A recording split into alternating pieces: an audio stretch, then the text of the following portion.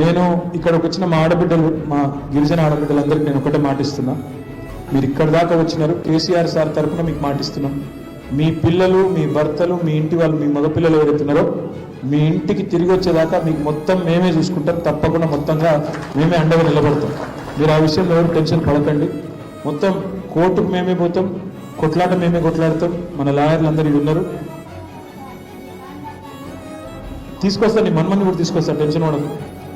నేను చెప్పేది ఏంటంటే మొత్తంగా వాళ్ళందరి ఆవేదన మీరు ఉన్నారు. దాదాపుగా మీరు ఇప్పుడు ఊరికి పోతే మమ్మల్ని ఊరికి పోనిస్తే మీడియాను మమ్మల్ని ఇదే ఆవేదన అక్కడ ఉండే ప్రతి ఆడబిడ్డ చెప్తుంది.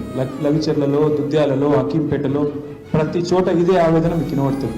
ఈ విషయంలో నేను మా ఆడబిడ్డలకు ఇచ్చే మాట ఒకటే, మీకు తప్పకుండా మీ పిల్లల్ని, మీ వాళ్ళని ఇంటికి తీసుకొచ్చేదాకా మీకు అన్ని రకాలుగా అండగా నిలబడతాం. పూర్తి స్థాయిలో మీకు మేము న్యాయం చేసే ప్రయత్నం ప్రభుత్వంతో కొట్లాడి చేస్తాం.